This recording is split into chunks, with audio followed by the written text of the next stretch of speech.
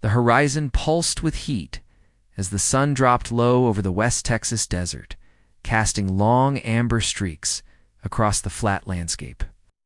At the edge of the Walker Ranch, minus 5,000 acres of rugged scrubland, brittle mesquite, and stubborn cattle, Thomas Walker leaned against the frame of his equipment shed.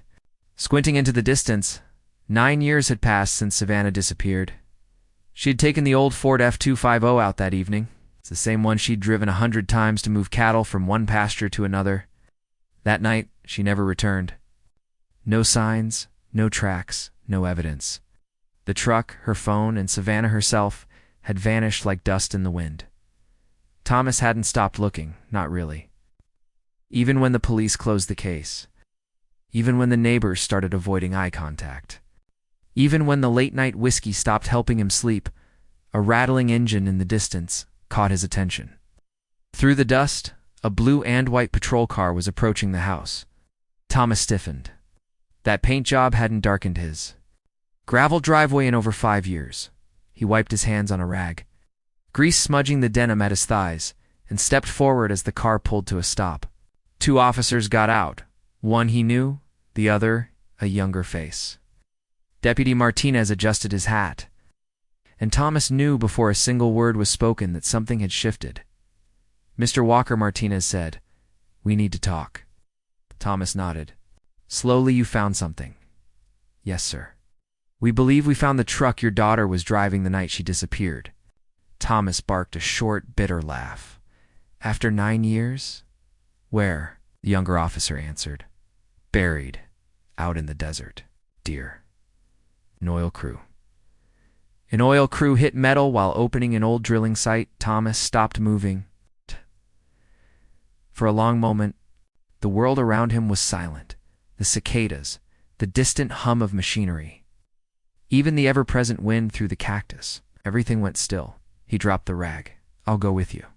The ride to the site took over an hour, winding through remote terrain most people only crossed when they were lost or hiding.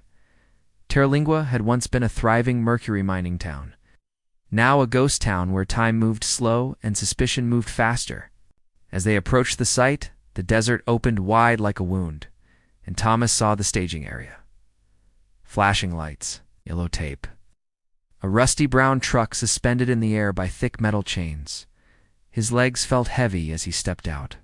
Detective Rodriguez greeted him at the edge of the scene, his face grim.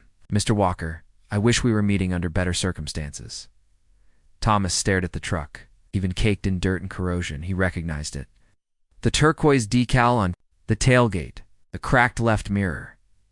"It's hers," he said softly. Rodriguez led him toward a folding table under a tent, where evidence bags were laid out. Thomas recognized Savannah's wallet, her silver cross necklace, keychain shaped. "Like a horse? These are hers too," Thomas confirmed, his voice rough. "Oh, no doubt." Patterson, the drilling site manager, explained how they'd struck metal 15 feet down an anomaly. When the excavator dug further, they unearthed the truck. "It was buried deliberately," he added, "with a boulder placed on top too. Concealed the old well cap?" Rodriguez nodded. There were no human remains in or around the vehicle. But this is a crime scene now. Thomas looked past them to the excavation pit, now an ugly hole in the earth. The wind stirred the dust. "Savannah didn't drive herself into an abandoned oil well," Thomas said. "Somebody put her there, and I want to know who." Back at the ranch that evening, the questions grew louder. Why there? Why now? Who buried the truck, and what were they trying to hide? And then the sheriff came calling. Sheriff Clayton Ridge stepped out of his county SUV, notepad in hand.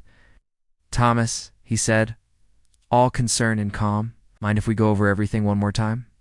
They sat in Thomas's office, surrounded by decades of ranching history and one fading photograph of Savannah on horseback. "You said she left at 8 p.m. "Yes, going to the west pasture, routine run. She'd done it dozens of times." And you didn't start looking for her until the next morning?" Thomas frowned. "I went out that night, checked the pasture. Cattle were there. No Savannah, no truck. Figured maybe she stayed out or went to town. She was 28, independent. But you didn't call us until morning. Thomas's jaw tightened. That's right, and I've regretted it every day since. The sheriff nodded, jotting something down. And where were you between 8 and 11 that night? In this office. Working ranch books. Anyone with you? Thomas bristled. What exactly are you implying? Just covering all angles, Ridge said smoothly. Someone buried a truck. Might have taken a whole crew to do it. Thomas stood abruptly. I didn't bury my daughter's damn truck. Then help us figure out who did, Ridge replied, voice cool. We're re-interviewing everyone. Your ranch hands, the neighbors, even officers involved in the original investigation. That night, Thomas drove into Alpine to clear his head. The Dusty Spur Tavern was quiet at that hour, only a few locals nursing beers and watching the news. The report flashed on the screen. Footage of the oil rig lifting the mangled truck from the ground. That's mine, Thomas muttered. A man, sitting nearby, turned toward him. Excuse me? Thomas studied him, mid-40s clean cut, not local. That truck, it belonged to my daughter, Savannah Walker. The man's eyes widened. I'm sorry, I saw the news. Didn't know. He extended a hand. Barry Granger. I'm looking for my brother, Terry. He used to be a cop here. Thomas blinked. Terry Granger? Traffic enforcement? He worked Savannah's case. Yeah, that's him. I haven't heard from him in years. Came down from New Mexico to find out what happened. Thomas felt something shift inside him. A puzzle piece moved. You know, Terry left the force the same year Savannah vanished. No notice, just gone. Barry leaned in. You think it's connected? I think it's time we find out. Together, they went to the police station. Rodriguez was out. Patricia Hernandez at the front desk confirmed it again. Terry Granger had quit and vanished 9 years ago. No forwarding address. No resignation letter. Nothing. As they left the building, they saw the sheriff pull into the lot. Thomas waved. The sheriff didn't get out, sat in the SUV, talking animatedly on his phone, unaware that with the windows cracked, the wind carried his words. Handle it quickly. Yes. Bones. Don't worry. No one cares about Terry Granger. Thomas froze. He turned to Barry. Get in the truck, what? I just heard the sheriff say your brother's name. He's hiding something. They followed the sheriff at a distance. He drove with urgency, weaving through traffic eventually. Turning onto a dirt road leading to an abandoned farmhouse, Barry leaned forward, eyes narrowed. That's not a routine patrol. They parked behind a stand of mesquite trees and watched. Another vehicle approached. Men got out. They pulled a person bound and blindfolded from the back seat. The sheriff didn't exit his vehicle. Bound figure was loaded into the trunk of the sheriff's SUV. What the hell are we looking at? Barry whispered. Thomas grabbed his phone and called Rodriguez. Within minutes, officers swarmed the farmhouse. The sheriff was arrested, and in the stables, they found her Savannah. Alive, emaciated, bruised but alive. 9 years underground. 9 years of being hidden like a secret no one was meant to find. The next days were a blur of statements, forensic, evidence, and federal agents. The sheriff had been working with a drug cartel. He'd helped them hide trafficking routes, covered for their operations, and when Savannah had stumbled on one of their deals, he'd ordered her taken. Terry Granger had tried to expose it. They'd buried him too, not in the ground, but in a bunker beneath the cartel's compound. The burn scar on Savannah's wrist hadn't fully healed, though she refused to complain. Maybe years. A thin white band stretched across her skin to unravel the conspiracy. A mark from the restraints. But the oil rig that struck metal in the desert had done more than crack open. Especially when the desert cold crept through. Buried truck. The hospital windows torn the lid off hell into her bones. And for Thomas, she refused painkillers. The real story was just She didn't want to blur a single memory. Thomas sat beside her hospital bed at Alpine General, fingers laced, shoulders rigid. Like if he relaxed for even a moment, the reality of her return would evaporate. He hadn't spoken much. Neither had. There were things between them now. Things that didn't exist 9 years ago. Things unsaid. Outside her room, Detective Rodriguez stood with a clipboard and a digital recorder. His face bore the fatigue of someone who had been working non-stop for days. Behind him, a young officer waited to take over his shift. You sure she's up for this? the officer asked quietly. Rodriguez didn't answer. He knocked once and opened the door. Savannah looked up. "I'm ready." The detective nodded. He gestured to the officer to begin recording. "I want this on the record," Savannah said, her voice dry but clear. Everything. She told them about that night again. The cattle, the old oil pad, the trucks, the voices, Miguel Salazar, the sheriff, the zip ties, the blindfold. Her voice cracked when she described the silo. How they lowered her into the grain storage room and sealed it above her with steel plating. How the air always smelled like ammonia and chemicals. How the sheriff came every 2 weeks. Thomas rose then, walked to the window, clenched his fists. "He called me his secret," Savannah said, eyes focused far away. "He said I was his leverage." Rodriguez's pen slowed. Leverage against whom? Anyone. The cartel. The DEA, even the town. The officer stopped the recorder. Jesus. Rodriguez clicked it back on. "Keep going." The sheriff wasn't talking. 2 days into his incarceration at the Alpine County Jail, he'd refused all interviews. He sat, motionless in the concrete holding cell, arms crossed, staring at the wall as if it owed him something. Rodriguez stood outside the cell door. Arms folded. "You really think silence is going to help you now?" he asked. The sheriff looked up slowly. "You've already written your story. Why should I give you a better one? We've got text messages. We've got audio. We've got the girl. You've got assumptions," the sheriff said. "You don't know the whole picture? You think this ends with me?" Rodriguez leaned closer to the bars. "No, I think it starts with you." The sheriff laughed, a long, low sound that echoed in the holding area. "You better move fast," he said finally, "because some of the people I worked with, they don't go to jail. They go underground." Rodriguez stared at him, like Savannah. "Did the sheriff didn't flinch at the hospital?" Thomas opened his daughter's file while she slept. It was a thick folder compiled over days by doctors and investigators. Inside were photos of injuries, lab results, statements, and a sketch Savannah had made of the compound where she was held. He flipped to the final page.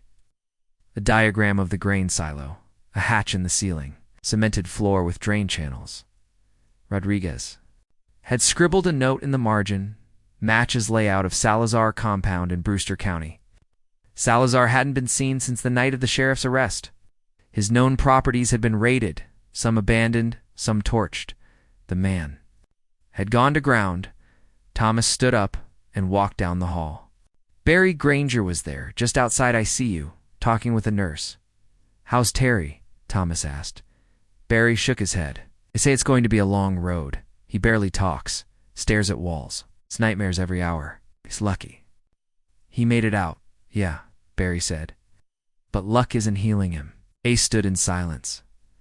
"I think we should go back to the farmhouse," Thomas said finally. Barry frowned. "You mean where the sheriff made the drop?" "There's more there, I know it. They drove out at sunset." The farmhouse off Highway 67 was still under police lock. But Rodriguez had given them temporary access. "We already swept it," he'd said, "but if something catches your eye, let me know." Thomas pulled up beside the fence line. Dust hung in the air, shimmering with heat. The main house stood dark and empty. The back windows shattered. A porch fan spun lazily in the breeze. Even though the power was long cut, Barry moved first, flashlight in hand. They circled the barn, the outbuildings, the stable where Savannah had briefly been kept. It wasn't until they entered the root cellar that Thomas stopped short. He knelt near the far wall. "What is it?" Barry asked. Thomas traced a rectangular outline in the dirt. "A door, maybe, long buried." They began to dig. 2 hours passed. Finally, metal clinked against metal. The hatch. Thomas pulled it open. The air that rushed out smelled stale, electric, and old flashlights danced across rusted shelves, rows of canned goods and stacks of plastic drums. Then Barry froze. "Thomas." In the far corner, half buried in dirt, was a duffel bag. He opened it carefully. Inside were uniforms, police patches, Alpine County Sheriff's Office ID badges, some 4 officers no longer employed. Some of the names Thomas recognized. Some were still active. Barry held up one badge. This guy's still in the station. Thomas looked at him. The sheriff wasn't working alone. They took photos, bagged the evidence, and drove straight to Rodriguez. Back at the station, Rodriguez pulled the evidence from the bag. His jaw tightened. You're telling me some of these guys were feeding info to the sheriff? We're not just telling you, Barry said. We're showing you. Rodriguez picked up a patch. The initials PH were written in permanent marker. Patricia Hernandez, he said aloud. Front desk officer. I was frowned. She was polite. Helpful. Too helpful, Rodriguez said. She's been intercepting Barry's calls all week. He reached for his radio. Dispatch, send a unit to Officer Hernandez's address. Quietly, and I want her workstation. Imaged by it now. He looked at Thomas and Barry. You two just cracked the back door. Meanwhile, across the county, a red SUV idled behind a row of abandoned gas tanks.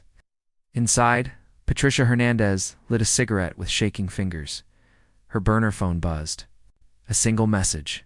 Now or never. Coordinates sent. Bury the rest. She stared at the screen. Then she looked at the box beside her. Inside it, 3 sealed plastic bags. 2 were filled with documents. One contained a black and white photo of Savannah, dated 2017, still alive. Still shackled. Patricia swore under her breath and hit the gas. At the hospital, Savannah woke to find a nurse changing her for her. She looked groggy, confused. Where's my dad? She asked. He went to the sheriff's old property, the nurse replied. With a friend. They'll be back soon. Savannah nodded, then paused. A chill crept up her spine. I need to talk to Detective Rodriguez, she said suddenly.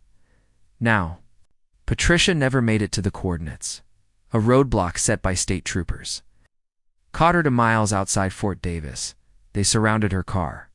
Guns raised. She stepped out slowly, hands raised. You don't know what you're doing, she said. This goes way beyond a kidnapping. Rodriguez arrived just after midnight. He rifled through the trunk, the photos, the names, the maps. Everything pointed to a final site. A ridge north of Black Mesa, remote, untouched. And according to the documents, it was the real burial ground, not for Savannah, for others. Dozens. Rodriguez looked up at the sky. The stars over Texas blazed bright and endless, and below them, the ground hid more than any of them wanted to believe. The drive to Black Mesa began before sunrise. Thomas gripped the wheel tight as the dusty road narrowed beneath the tires. The Ford pickup rumbled across a stretch of gravel that hadn't seen maintenance in years. Sagebrush reached like claws into the lanes, scraping the undercarriage as the truck bounced over old cattle guards. In the passenger seat, Detective Rodriguez stared down at a printed satellite image. The one recovered from Patricia Hernandez's files, a cluster of coordinates pinned with red circles and a scribbled note, Site 3, active until 2022. Behind them, 2 unmarked police SUVs followed close, carrying a state forensics unit and 3 armed tactical officers. A light aircraft buzzed overhead, part of the drone surveillance team already scanning the ridge. They were expecting to find evidence of additional crimes. No. One was prepared for the graveyard. At 6:41 a.m., the first drone operator called in. Got depressions in the ridge, northeast quadrant, patterned, consistent with disturbed ground. Rodriguez glanced at Thomas. That's your pasture reading skill about to come in handy. Let's see if it matches what they found. Thomas didn't speak, just pressed harder on the gas. They reached the ridge by 7 o'clock. It was quiet. No wind, no birdsong, just the crunch of boots as the team moved up the rocky slope. The ground was brittle here, disturbed by time and heat. The kind of terrain that doesn't forget when something's been buried beneath it. Rodriguez knelt by one of the shallow dips in the soil and dug his fingers in. Just a few inches down. Cloth emerged. A child's shoe. By 9:30 a.m., the entire ridge had been declared an active crime scene. News vans had already begun swarming the outer perimeter, kept at bay by a wall of sheriff's deputies and freshly posted no trespassing signs, 30-7 flagged burial sites. 37 potential victims. The forensic team worked in stunned silence.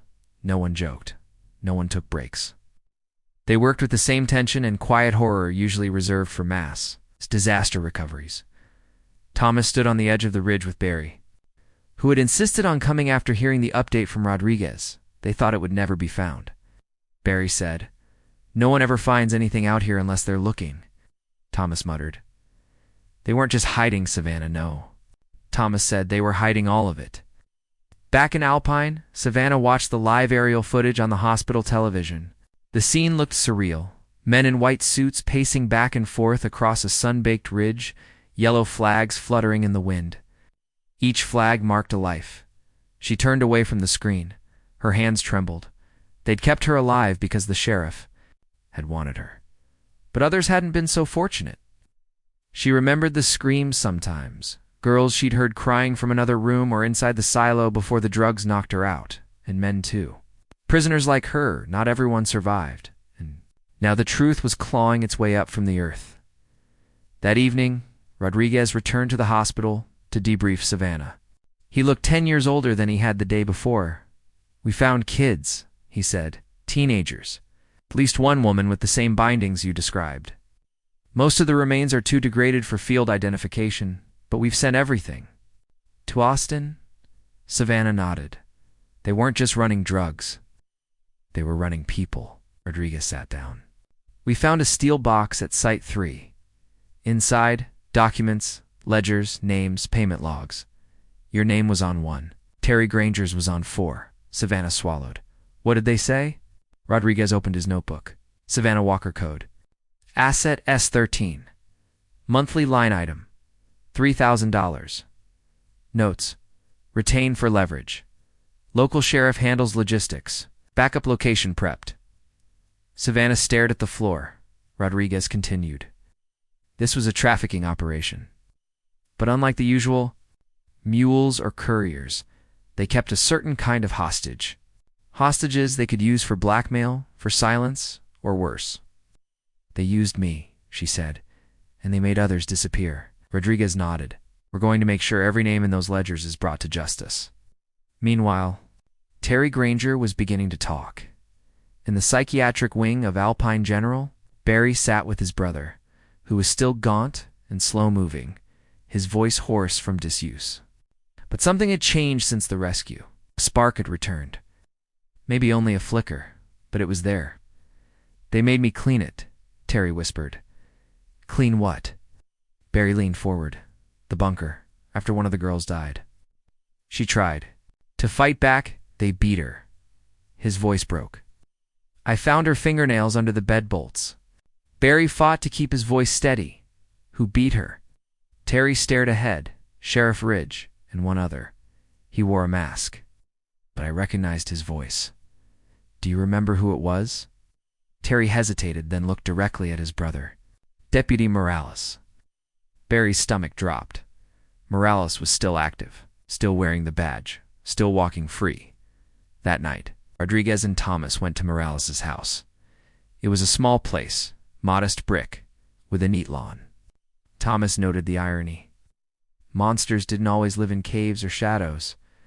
Sometimes they lived behind white picket fences and owned golden retrievers.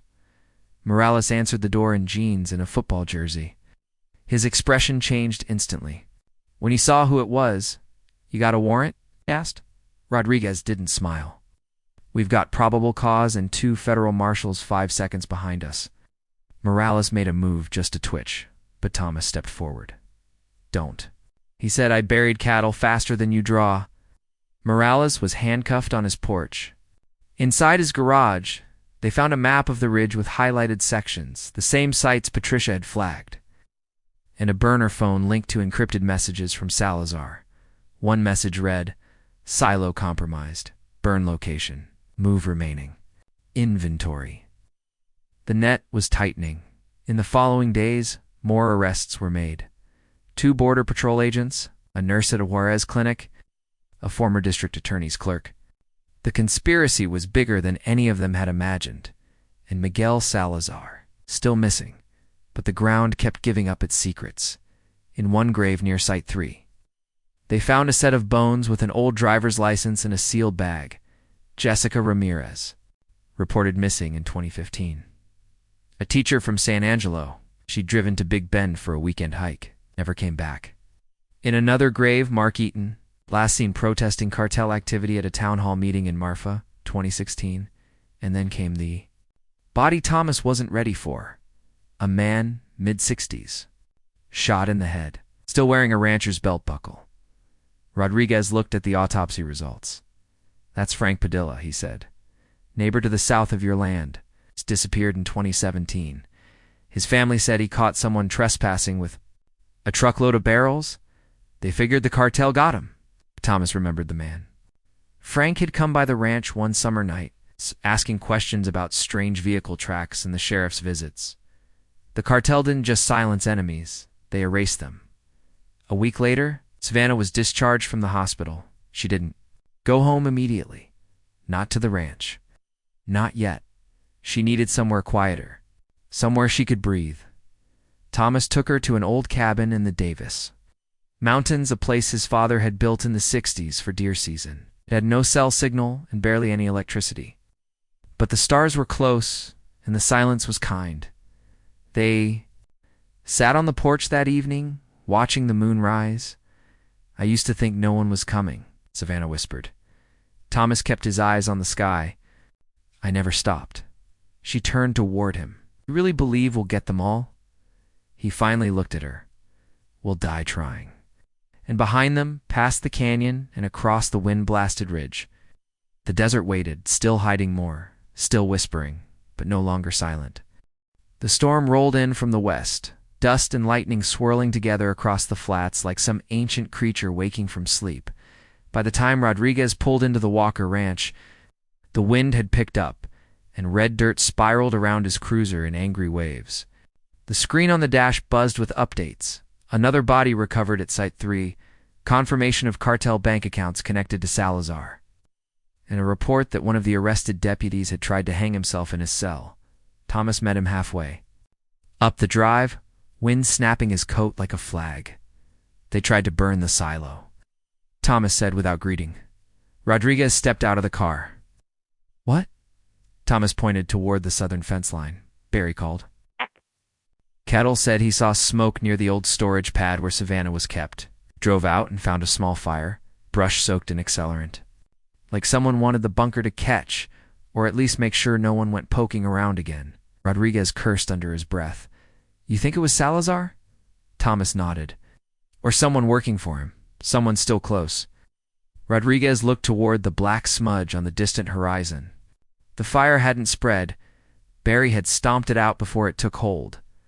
But the message was clear. They were still being watched, still being threatened. "We need eyes on every inch of this property," Rodriguez said, "and that includes the damn sky." At the sheriff's old office, the county's new interim commander, Captain Elaine Brody, was setting up a task force to sweep the remaining sites flagged on the map. She was a woman with no patience for niceties, and even less for corruption. Her first act had been firing 2 remaining deputies whose names were too close for comfort. To the ledgers found on Patricia Hernandez's burner, Rodriguez walked. In unannounced, Savannah at his side. Brody looked up, surprised to see her. "I thought you were resting," she said. "I need to see it for myself," Savannah replied. Brody gestured to a corkboard behind her desk. It was covered in maps, photographs, timelines, red yarn connected points across the state Juarez, Terlingua, Presidio, even as far as Midland. A web, a network, a trafficking ring built in silence. Expanded in shadows, protected by men with badges. This was never just Alpine, Rodriguez said. Salazar used the sheriff's office like a front desk. Victims were funneled through the county like inventory. Some never made it past the first week. Others, he glanced at Savannah. Others they kept alive. For leverage, or worse. Savannah stared at one of the photos, a grainy still from a drone feed showing the excavation of grave. 16. The skeletal remains had been curled in a fetal position, arms bound behind the back. "I heard her," Savannah said softly. "Her name was Lila. She was in the silo with me for 2 days. Then she was gone." Rodriguez swallowed. We'll ID her. We'll notify her family. Brody stepped closer. We also think we've found Salazar's safe house. It's both Savannah. And Rodriguez turned toward her. It's not in Mexico, he asked. No, it's right under our noses. About 20 minutes outside Marfa, Old Goat Ranch. He's been cycling men through it for years. We found a thermal footprint consistent with recent activity. Rodriguez straightened. When do we move? Brody's jaw set. Tonight. The plan was tight. For teams, no lights. 1 hour before dawn. Rodriguez rode in the lead vehicle, Thomas. In the second, with 2 marshals and a long-range sniper from the Department of Homeland Security. Savannah had begged to go, but was turned down flat. Barry, already en route to Marfa, had promised to keep her updated as they neared the property. Marked on maps as the old Atencio Ranch, everything went still. No lights, no movement, not even a barking dog. They cut their engines and hiked the last quarter-mile. The main structure was a long adobe bunkhouse, partially sunken, with a wide central door and 2 narrow windows. Behind it, an open pen held several rusted cages. In the moonlight, they glinted like broken teeth. Rodriguez motioned with 2 fingers. The teams fanned out. On his signal, they hit the door. Flashbangs, screams, boots on floorboards. Then, Schwartz Rodriguez ducked and dove behind the wall as gunfire erupted inside the building. His radio crackled. Officer down. Rear corridor. We've got multiple shooters. Confirmed visual on Salazar. Another voice shouted, moving toward the cellar. Rodriguez sprinted across the yard and followed the sound of footsteps. Toward the rear of the house, a figure disappeared down a staircase beneath a rusted metal hatch. He followed. The air turned cold. The stairwell smelled of bleach and old blood. He emerged into a concrete hallway, low-ceilinged and flickering with emergency lights. The walls were stained. A steel door at the end was swinging shut. Rodriguez ran. Slammed through, it had to stop. Salazar stood on the far side of the room, a pistol to the head of a trembling woman. She couldn't have been older than 20. You won't shoot, Salazar said in Spanish. Not before I do. Rodriguez raised his weapon. Drop it. Salazar smiled. Do you know how long I've owned this town? Long enough, Rodriguez said. Now it's over. Salazar's eyes flicked toward a blinking light above the door. A camera, streaming live. Maybe to someone watching. Maybe to no one at all. Rodriguez stepped forward. You kill her, and you die here. But if you surrender, if you talk, maybe Salazar cut him off. I don't talk. He shoved the girl away, turned the gun, and fired into his own chest. The girl survived. She was dehydrated, bruised, and barely conscious. But she made it. They airlifted her to Alpine General, where Savannah stayed by her side that night, refusing to leave the room. She's like I was, Savannah whispered to the nurse. Only difference is, she didn't have anyone looking for her. Now she did. The next morning, Rodriguez gave a press conference outside the sheriff's office. Dozens of reporters lined the street. Helicopters hovered overhead. Families of the missing crowded against police tape, hoping for names, for answers, for closure. Rodriguez stood before the mic. Jacket dusty, eyes bloodshot. The operation, conducted early this morning, recovered 1 victim alive and confirmed the death of Miguel Salazar. A total of 42 burial sites have now been confirmed across Brewster and Presidio counties. Federal indictments are pending. The Department of Justice will be leading the next phase of this investigation. He looked up from his notes. But I want to say something as a cop. And as a father. He paused. We failed. Not just one person. Not just one family. We failed an entire town. We let power become poison. But today, the silence ends. Behind him, Thomas stood beside Savannah. The storm had passed. The wind still carried ash from the fire near the silo. A fire that hadn't spread but had scorched enough ground to reveal one final clue. A rusted dog tag, half-dash melted stamped.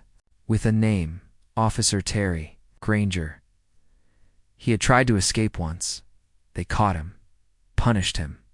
But he'd hidden that tag, buried it in the concrete near the edge of the silo floor, and when the brush fire charred the topsoil, the tag had surfaced, a name, A whisper.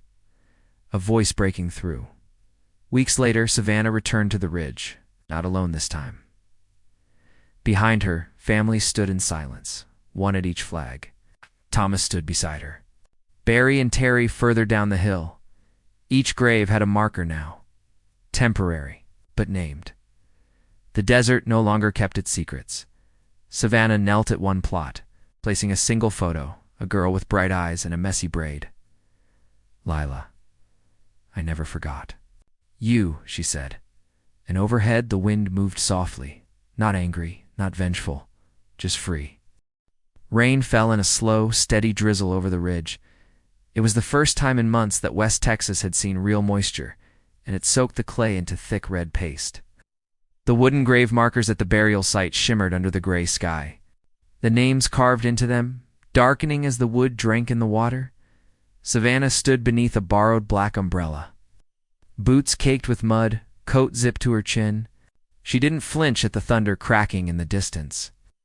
Her eyes were fixed on grave 16, Lila's, where a proper headstone had just been placed that morning by a local stonemason who'd volunteered after seeing her photo on the news. Lila Reese, 2002 to 2019, no longer lost, behind Savannah. The FBI van idled quietly.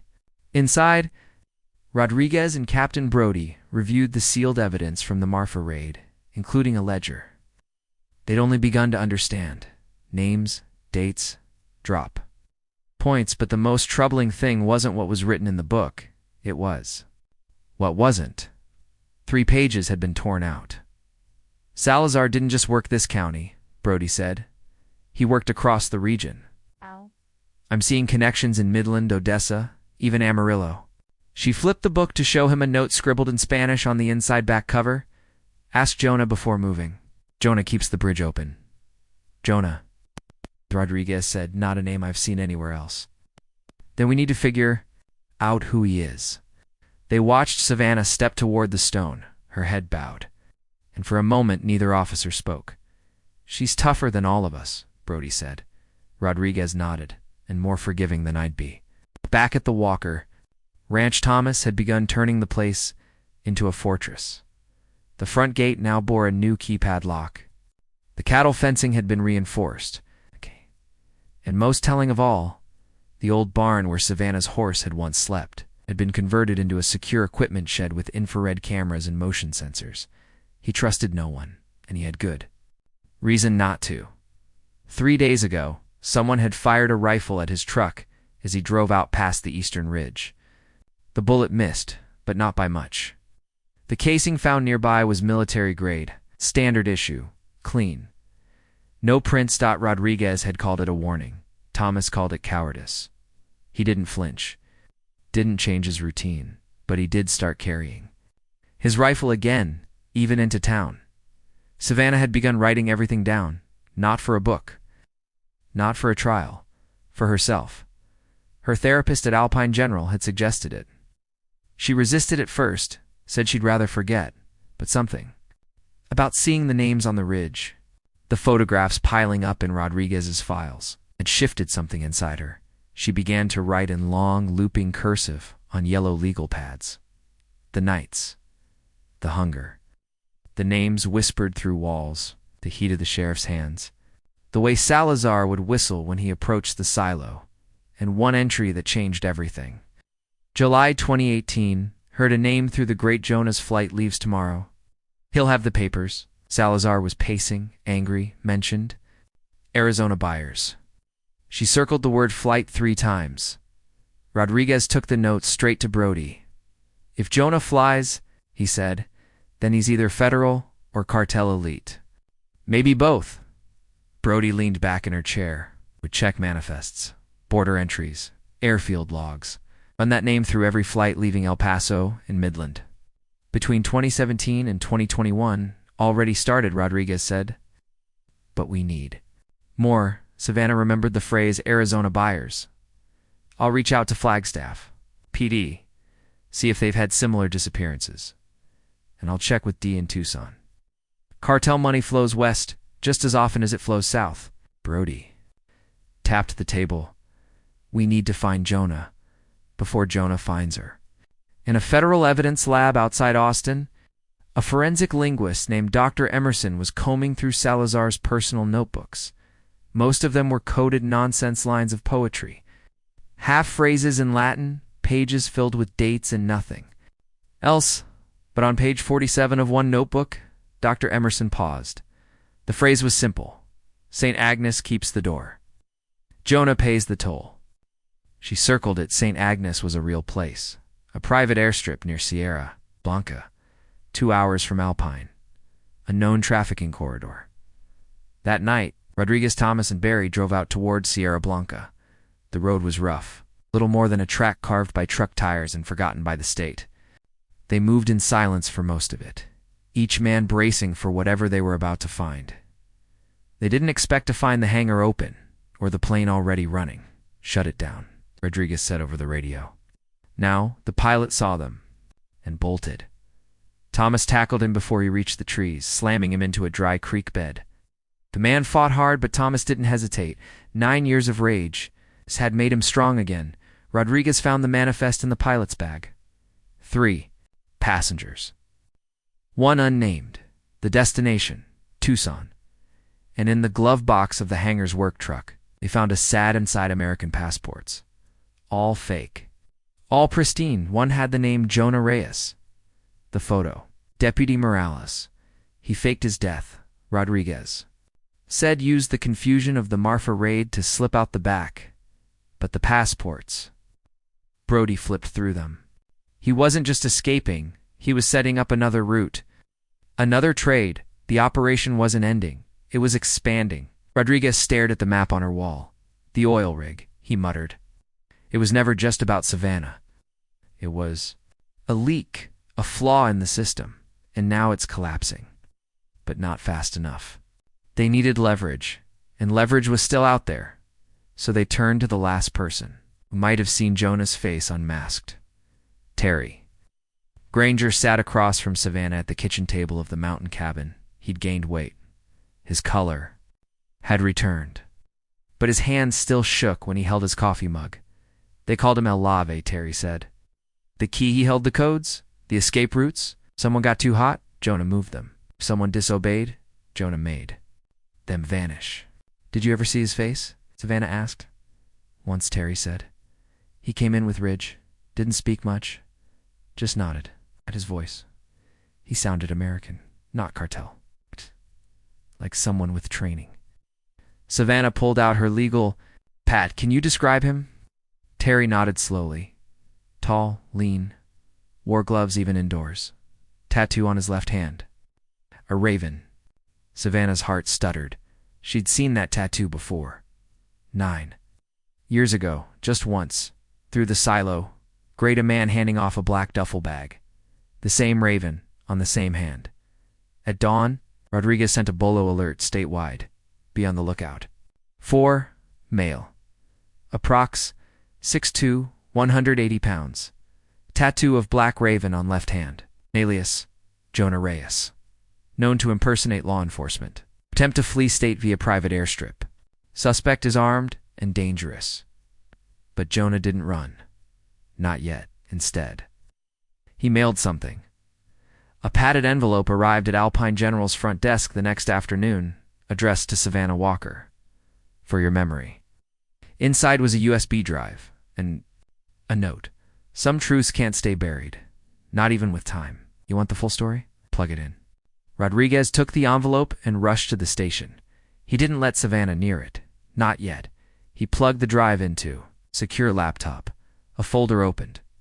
Video archive 2014 to 2019. Rodriguez clicked the first clip. It showed Savannah in the silo, blindfolded, drugged, unmoving. The timestamp read July 18, 2015, 3:22 a.m. in the background. Off camera, but unmistakably a voice. The sheriff, and another voice, American.com, precise. Let's get this over with. The buyers are waiting. Rodriguez hit pause. Goosebumps ran up his arms. He recognized that second voice. He knew it from his early years in training. Back when he'd worked border intelligence, when he'd been fresh out of Quantico, Jonah Reyes wasn't a ghost.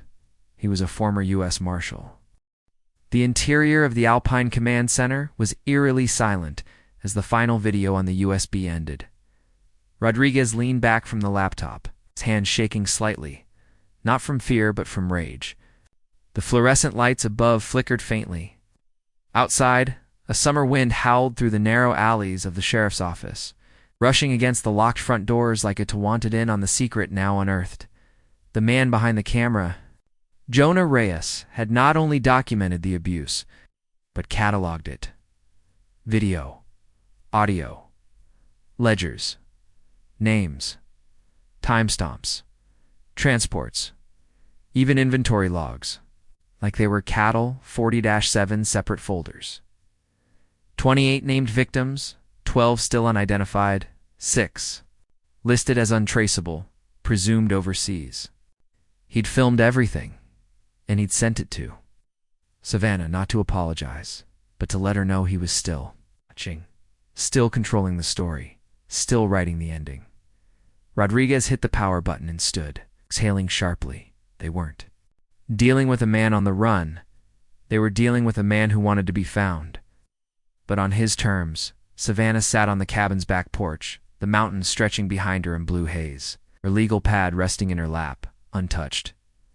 For hours Thomas sat beside her with a beer in hand, unread newspaper in the other. Neither spoke for a while. Finally, she said, he sent it to me because he knew I'd watch. Thomas didn't look up. But you didn't, she shook her head. Rodriguez told me what was in it. That was enough. Turned toward her now. You think he's coming back? I think he never left. She tore the top sheet from the pad and passed it to him.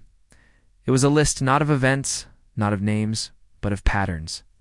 Tuesday nights, every month, the Ridge Road. Midsummer shifts, anonymous tips placed to local news stations right before raids. The same vehicles, the same license plates, the same silence from the FAA. Thomas read it all. At the bottom, one line stood out. Jonah's not hiding. He's circling. Rodriguez spent the next 72 hours assembling a task force drawn from federal, state, and local agencies, the clean ones, as Brody called them. Their target, Jonah Reyes. They didn't know his real name, but they knew where he'd been. From 2008 to 2013, Reyes had worked as a tactical advisor embedded in cross-border operations for the U.S. Marshals Service. Afterward, his file went dark, sealed under national security protocols. Some suspected he'd joined a black ops unit. Others said he'd been burned by an operation gone wrong. By 2014, he was off grid, except he wasn't. He was building something. Late one night, Savannah called Barry. His voice sounded tired when he answered. Terry had another nightmare. He said he kept yelling the bridge in his sleep, just over and over again. Savannah went still. The bridge. Yeah. Then he started talking about copper. Like wires. Or a mine. I'm not sure. Her mind raced. Barry. When? You came into town? Do you remember any places with copper in the name? Barry paused. There's Copper Ridge. It's an old mining site out past Marathon. Been abandoned for decades. Savannah nodded slowly. Jonah used to say the bridge stays open. I thought it meant an escape route. But what if it's literal? Sunrise. Savannah stood with Rodriguez beside the rusted gates of Copper Ridge Mine. The sign above the entrance hung askew, pocked with bullet holes and decades of dust. The place was off-grid. No power, no cell service. Nothing for miles but jackrabbits and mesquite. Rodriguez adjusted his vest and gestured to the team behind him. Tactical, armed, silent. They moved in. Inside the main shaft, they found rows of power inverters, solar batteries, radio antennas, signs of occupation. At the far end of the tunnel, a narrow metal door was welded into the stone. Keypad blinked red. Rodriguez frowned. Salazar didn't have tech like this. Jonah did, Savannah said. Then the keypad blinked green. The door opened. No one had touched it. The room beyond was surreal, cold, metallic, industrial, like a tech startup buried underground. 3 desks, 6 monitors, files, a server rig humming quietly in the corner, and in the center of the far wall. Oh, corkboard photos, dozens of them. Savannah. In the silo, Terry at the farmhouse, Thomas at the drilling site. Rodriguez outside the sheriff's office, all taken from a distance, each labeled with dates. Savannah walked slowly toward the board, hand trembling as she reached for one of the images, her curled in the corner of the grain silo, eyes closed, barely clothed. No one was supposed to have that, she whispered. Rodriguez turned to the server. He plugged in a portable reader and copied the drive. Then he saw it. A folder labeled Next Phase. Inside, maps of Southern California, Baja, and alarmingly multiple port schedules. Human cargo, across borders, through legal customs. With federal clearance, Jonah wasn't rebuilding the operation. He was franchising it. Back at the command, Senator Brody examined the files. These IDs are fake, but the clearance levels aren't, she said. Jonah has someone high up protecting him. Rodriguez rubbed his temples. We'll never get him through normal channels. Thomas stepped forward from the doorway. Then don't use normal channels. They all looked at him. You're all playing this by the book, he said. He's not. You want to find him? Let's make him come to us. Brody frowned. How? We tell the world he's dead. Plan unfolded over the next 48 hours. Rodriguez held a press conference announcing that a body found outside Las Cruces, New Mexico, had been positively identified as Jonah Reyes, the mastermind behind the trafficking ring. The report was fake. The body was fake. Even the autopsy photo was staged courtesy of a cooperative coroner and some latex artistry. They broadcast it across every network. The goal: smoke out whoever Jonah would contact to confirm or dispute the news. Rodriguez called it Operation Final Key. Thomas called it bait. And Savannah, she called it necessary. It took 6 days. Then the signal came. An encrypted message bounced through 7 servers before landing on a private line, once used by the sheriff's office. Rodriguez's phone buzzed. You buried the wrong body. The key still turns. Attached was a new photo. Savannah taken yesterday. Outside the Ridge Memorial Hospital, Jonah was still watching, still close. And now he was angry. Rodriguez sent Savannah into federal protective custody that night, a safe house north of El Paso.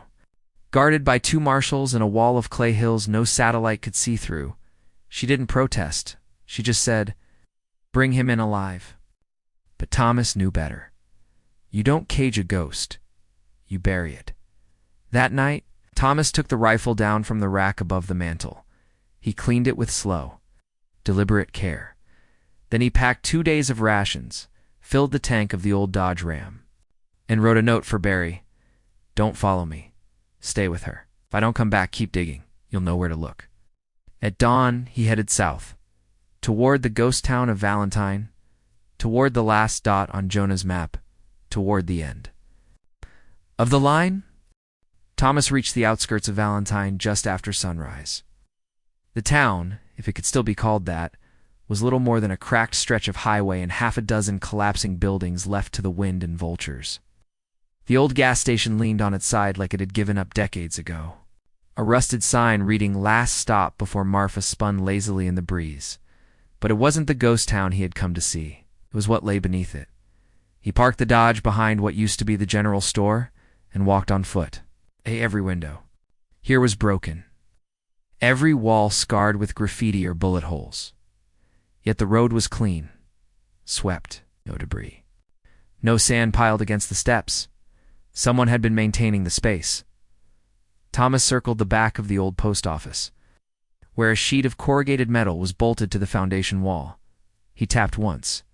Hollow. He set the rifle down and pulled out a crowbar from his pack. With steady, deliberate pressure, he pried the metal sheet away. It groaned, loud, angry, then clattered to the ground. Behind it, a staircase descending into darkness. He stared at it for a long time. Then he went in. Rodriguez sat in the command center, eyes red from lack of sleep. The message from Jonah. replayed in his mind over and over. You buried the wrong body. The key still turns. That phrase again. The key. Reyes had always called himself the key. But to what? Brody entered the room with her tablet. An SA pinged the bounce path of the message. Final node was here. She pointed to a map. Old microwave relay tower. West of Valentine. Rodriguez's head snapped up. Thomas is in Valentine. Brody nodded. No. Rodriguez stood, grabbed his radio, and barked orders. Get me eyes on the Valentine site. Air support up now. We may be walking into the final compound. Brody hesitated. And if it isn't? Rodriguez looked at her, face grim. Like then. Thomas is alone with Jonah. Savannah paced inside the safe house, her fists clenched. 2 federal marshals stood posted outside, but she wasn't focused on them. She kept thinking of the photo, the one Jonah taken of her outside the hospital. He had been that close, and they had let him walk. When Barry called and told her Thomas had gone to Valentine alone, her chest seized with fear. She knew her. Father knew the look in his eyes when he believed a line had been crossed that couldn't be UNCROS. She also knew he had no intention of coming back unless Jonah was in the ground. Thomas descended into the dark for what felt like miles.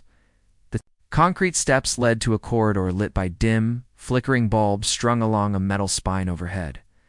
The air smelled of mold, oil, and cold iron. The walls were rough rock reinforced by steel beams. Somewhere ahead, he could hear the soft hum of machinery. He followed the sound, and then he saw the door. Steel reinforced, slightly ajar. He stepped through. Rifle ready, and found himself inside a bunker.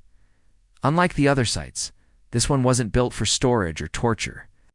It looked like a war room, a wall of monitors, satellite feeds, police scanner data, live surveillance of highways, border, crossings, ports, and at the far end, sitting in a black leather chair, is Jonah.com.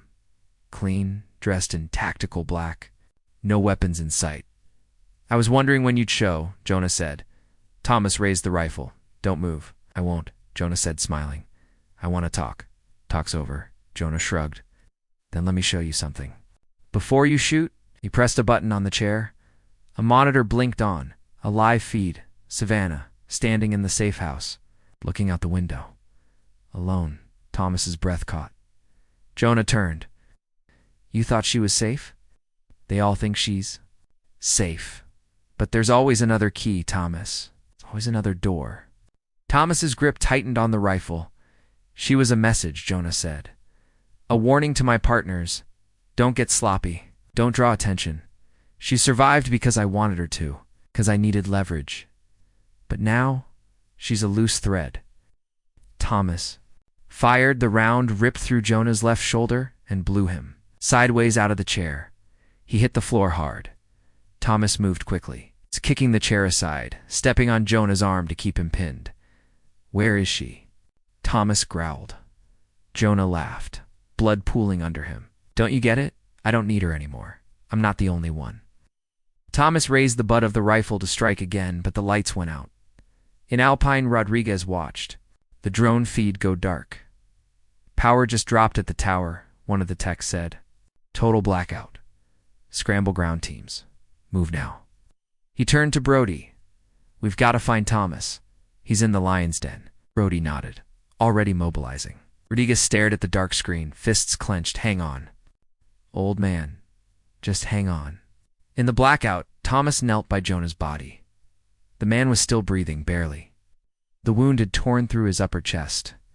But he was conscious. You're not walking out of here, Thomas said. I never planned. 2. Jonah turned his head, grinning through bloodied teeth. I sent the video to more than just her. If I go down, the others scatter. But if I stay quiet, if I vanish, they think it's still alive. The machine? You think this is a machine? Think it's bigger than all of us. You kill me. They go to ground. You keep me alive. Maybe, just maybe, they slip. Thomas stared at him. Then he did something Jonah didn't expect.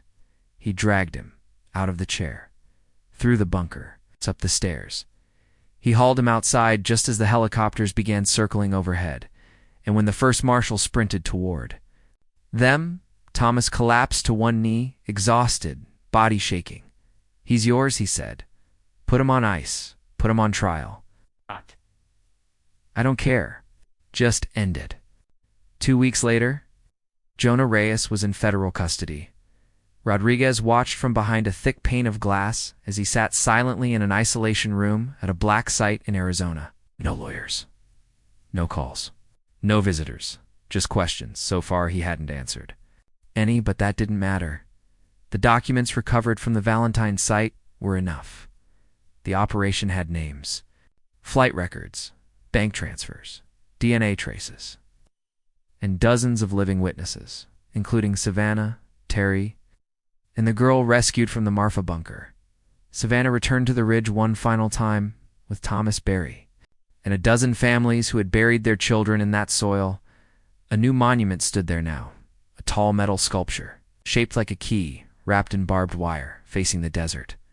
A plaque read, "For those taken, for those found, for those who still wait." Savannah placed her hand on the steel and closed her eyes. But in an office in Phoenix, a woman watched the broadcast of Jonah's arrest on a secure tablet. She wore a beige blazer, gold earrings, and a diplomatic badge that didn't match her real name. She picked up the phone and dialed a number labeled Rio Bravo. "He's in," she said. "Tell the others. Burn the route. Shift operations east." She hung up. The machine wasn't dead. It was just moving. The sun rose slowly over the West Texas horizon, casting pale light over the grave markers along the ridge. Savannah sat alone beneath the metal sculpture of the key, her fingers tracing the ridges of the plaque. I hadn't spoken much since Valentine. The last days had folded into one another like the pages of a book someone was afraid to finish in the distance. She heard footsteps crunching over loose gravel. It was Rodriguez. He approached quietly and sat down beside her on the bench. "They're moving him tomorrow," he said. Jonah Rodriguez nodded. "Undisclosed federal facility. Somewhere cold, somewhere underground." Savannah didn't respond right away. Then she asked, "What happens to people like him? Do they ever really go away?" Rodriguez looked out at the sunrise. "Sometimes they do. But people like him aren't just people. They're networks, ideas, systems. You cut off the head, but the body keeps twitching." Savannah turned toward him, and we go after the body. At the command center in Alpine, Brody stood before a new map, this one far more expansive. It stretched across the U.S. and into Central America. Dozens of red pins marked confirmed sites, but the newest pins, blue, showed activity. Recent wire transfers, stolen passports, missing persons with matching patterns. One of the blue pins rested near a quiet border town in Arizona, another near Nogales, and one more deep in the heart of New Orleans. "They're rebuilding," she said flatly. Rodriguez scanned the files. "We don't have authority in half these jurisdictions." "We don't need it," Brody replied. "We need proof. And if Jonah Reyes won't talk, we need someone else who will." Rodriguez raised an eyebrow. "You thinking what I'm thinking?" Brody nodded. "Terry Granger." Terry had been moved to a rehabilitation clinic outside El Paso, a private place with gardens, long halls, and walls thick enough to silence any lingering ghosts. Barry met Rodriguez in the waiting room, looked older, tired, but more grounded than Rodriguez had ever seen him. "He talks more now," Barry said, "but mostly in pieces, like his memories are jigsaw puzzles." Rodriguez followed Barry down the corridor and into a sunroom where Terry sat staring out the window at the desert hills. "Terry," Barry said gently, "you remember Detective Rodriguez?" Terry blinked slowly, then nodded. "I know." Rodriguez sat down. "Terry, I need your help.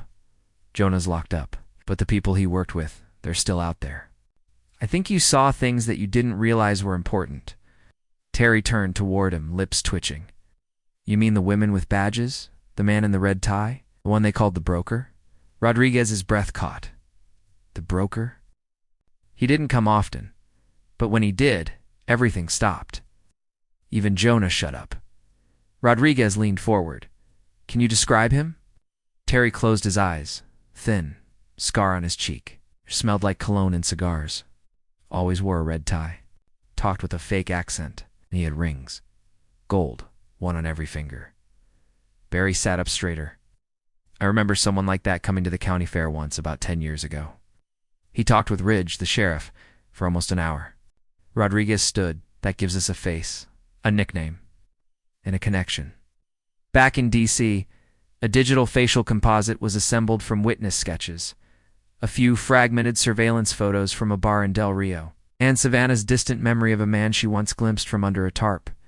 Within hours, the software pinged a match. Name: Philip of a Kelly alias. The broker background: U.S. State Department contractor, 2002 to 2011 status. Classified.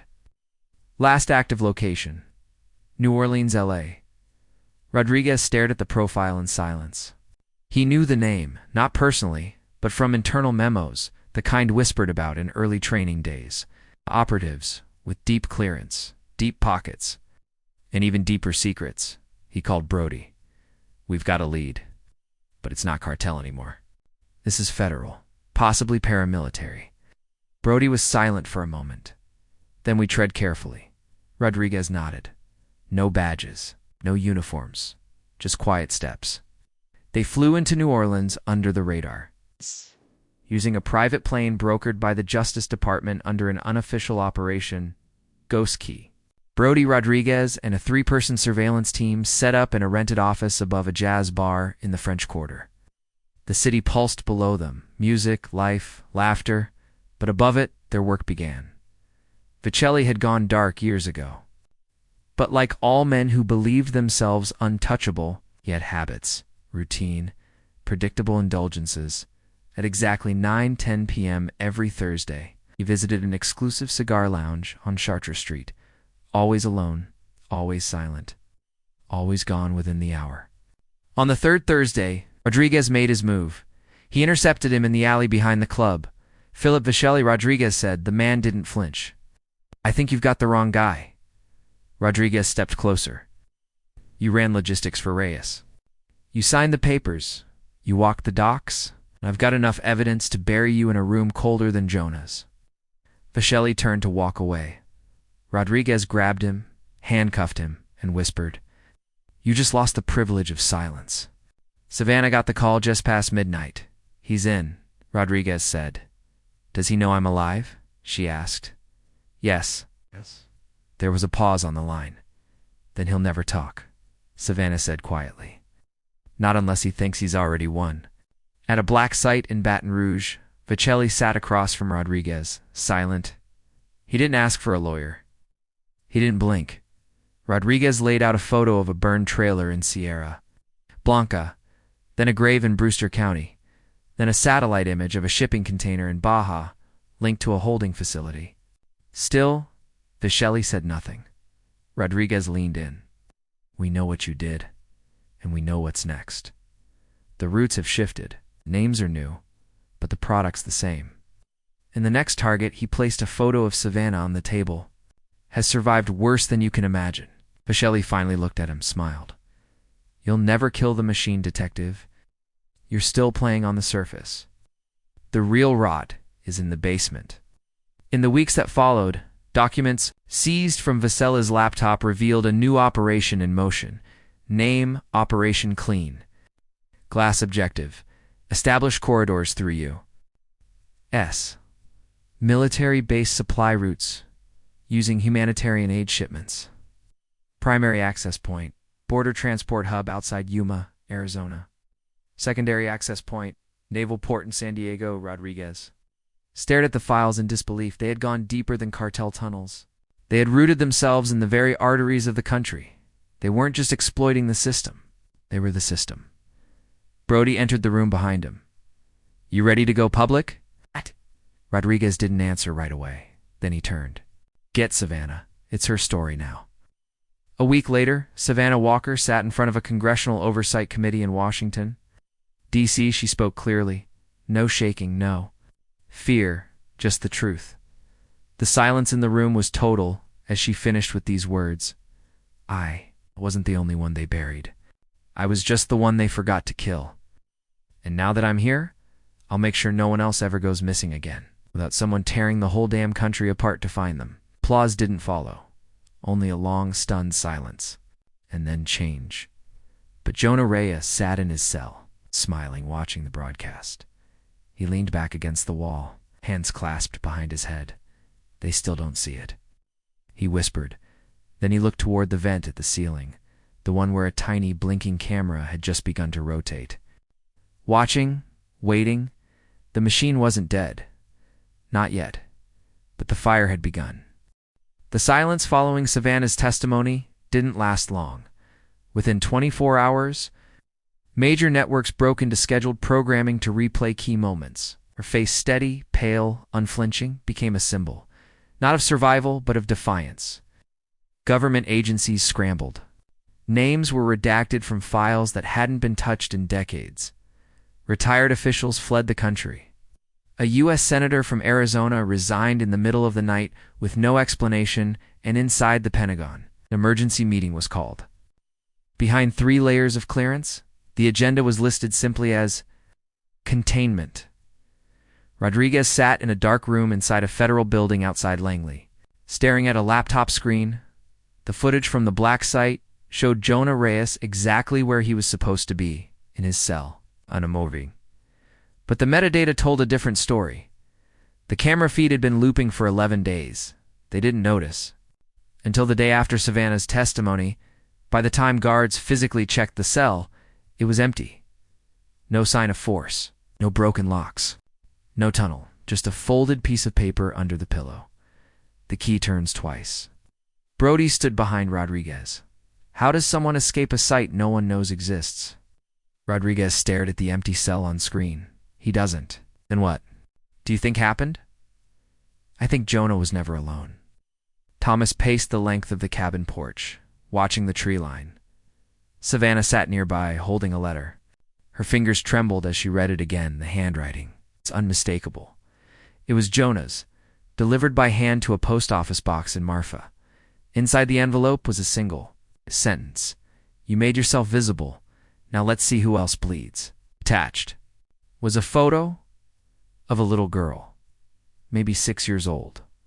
Wide blue eyes, hair like straw, standing barefoot next to a chain-link fence in the desert. Savannah swallowed hard. She looks like me. Thomas took the photo, examined it. No date stamp, no name, but on the back, in tiny red pen, was a location. Puerto Penasco. Menora Brody flew out the next morning. We can't act on foreign soil, she warned. I'm not asking for permission, Rodriguez said. I'm asking for time. She handed him a satellite image, a compound near the coast, buried in scrub brush, surrounded by fences and dogs and men with long guns. Reyes has help. Whoever broke him out, they're organized. In this location, it's not just a safe house. What is it? Brody looked at him. A finishing school. Rodriguez's chest tightened.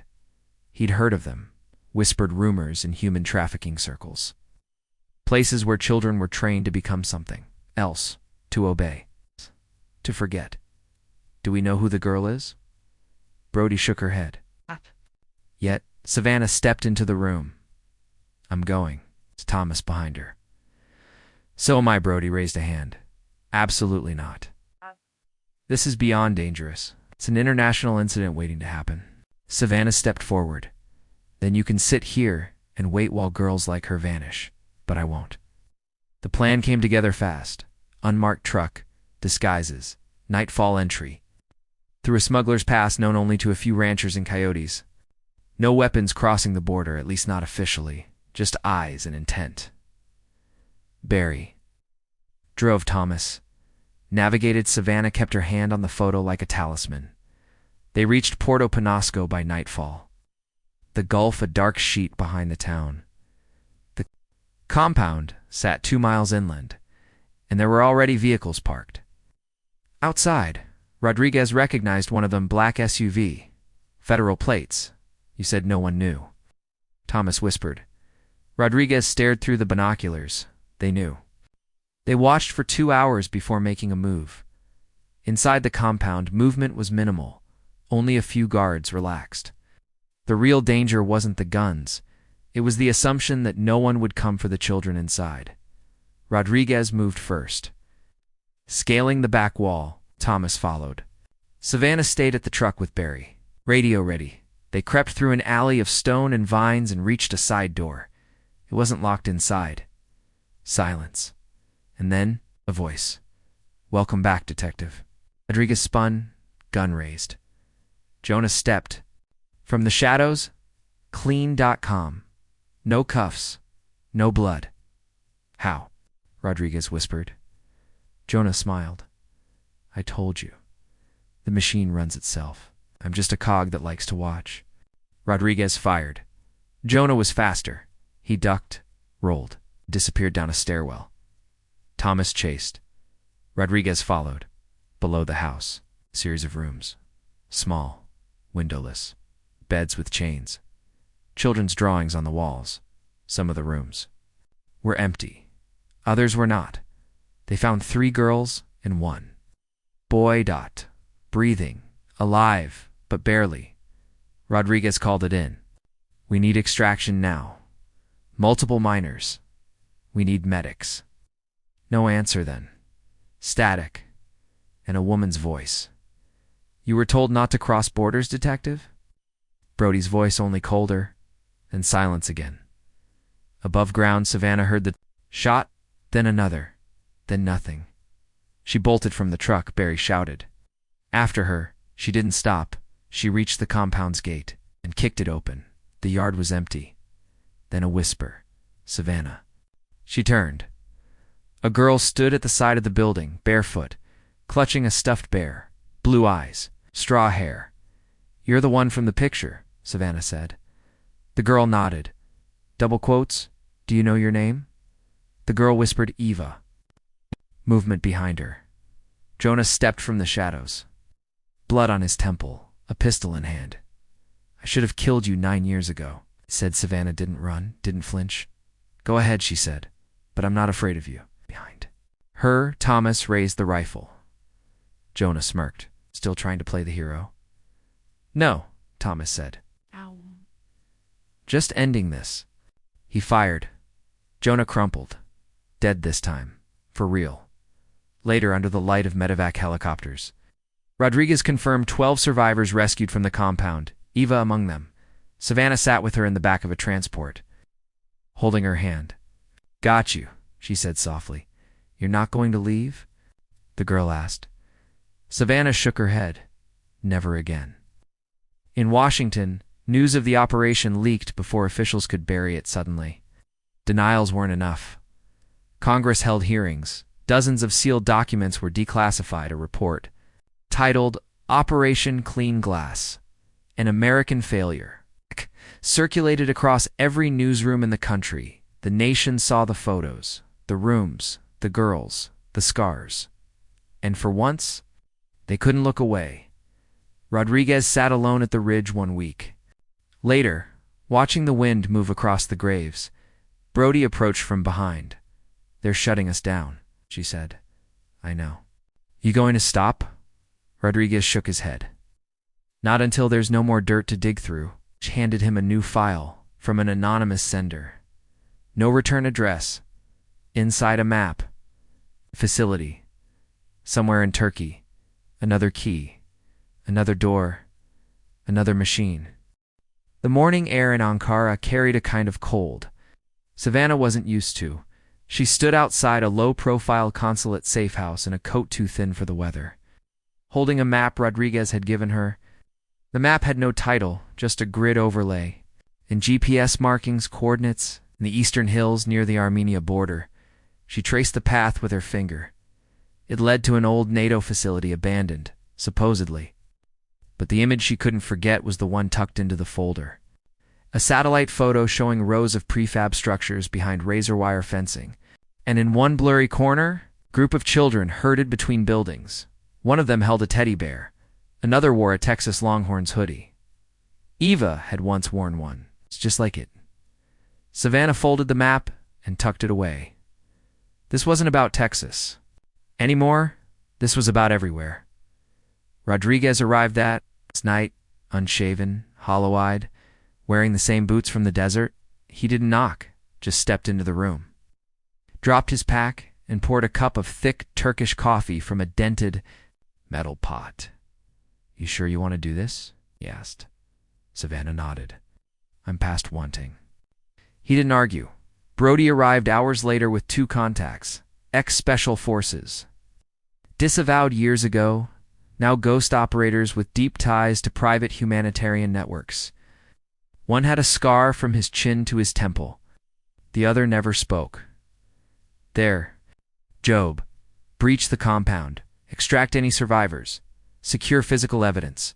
No press. No paperwork. No glory. Just justice." The plan was simple. Infiltrate the facility at dawn, during shift rotation. No gunfire unless necessary. Recover hard drives. Photos. Any communication logs, and bring the children out. Alive. The compound was referred to in one intercepted message as Mother House. Rodriguez hated the name. Sounds like a church. Brody grimaced. "It is for monsters." Moved at 4:37 a.m. in silence, across dry hills swept by wind and dotted with pine. The entrance to Mother House was buried behind a rusted gate once bearing a NATO emblem. A dirt road curved inward. No cameras, just a single guard tower and the hum of buried power lines. Rodriguez and the silent operator took the north wall. Savannah and Brody went south. Thomas, who had followed them halfway around the world despite warnings, stayed back as their fail-safe radio linked to a Turkish journalist who owed him a favor. If they didn't come back in 6 hours, every major outlet on 3 continents would receive a full data dump. The first building they entered was an administrative barrack. Inside, rows of file cabinets and blood. Savannah stepped carefully over the streaks. Not dried, not fresh, just recent. Rodriguez checked the drawers. Many had been cleared, but others were untouched.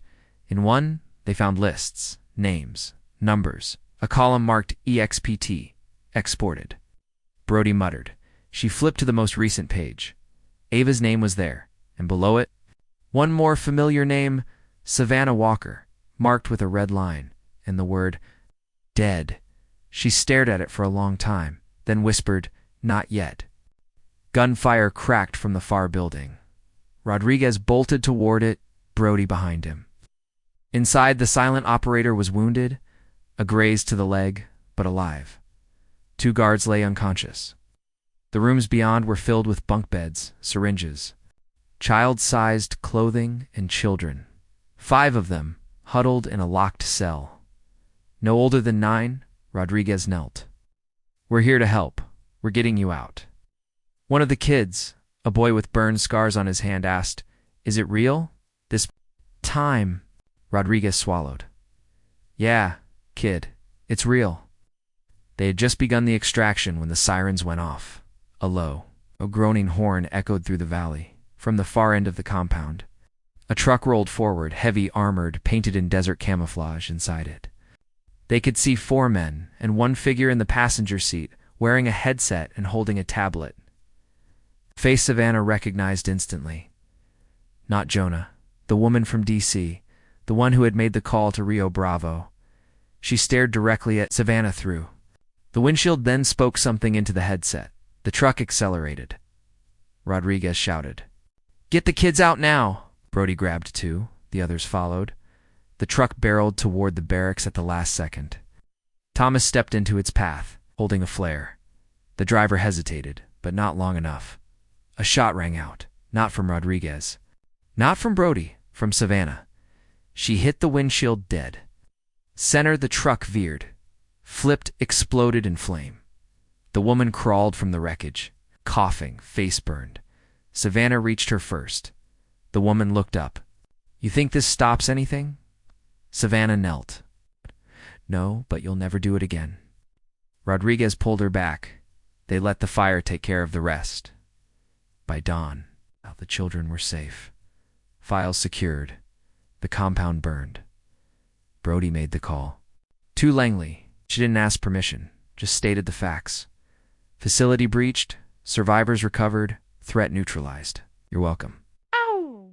Then she turned off her phone and dropped it into a ravine. 1 month later, Savannah stood before the United Nations. No cameras this time. No audience. Just 38 representatives seated around a quiet, windowless room. She told them what she had seen, what they all knew. Deep down, that slavery hadn't vanished. It had changed. Their uniforms grown sharper teeth, worn suits and carried credentials. "I'm not asking for your support," she said. "I'm demanding accountability. Because if we don't clean our own house, the fire will spread. And next time it won't be girls like me, you lose." She walked out before they could applaud. Thomas went home to Texas. Rodriguez retired. Brody didn't. She took command of an interagency task force known only to a few. Keyframe its mission: track, expose, and dismantle any remnant of the machine. No borders, no bureaucracy, just names on a list, and justice waiting to find them. As for Savannah, she stayed quiet. No book deal. No documentaries, just a quiet home outside Alpine. Riva lived with her now. They planted flowers along the ridge, built new markers for the unknown, and every Sunday went the one on the edge of the ranch, where her mother used to sing, where the water never dried. She dropped a single key in two. The well each visit. One for every lie buried, one for every life remembered. And on the 10th visit, she smiled, because for the first time since she was taken, she was free.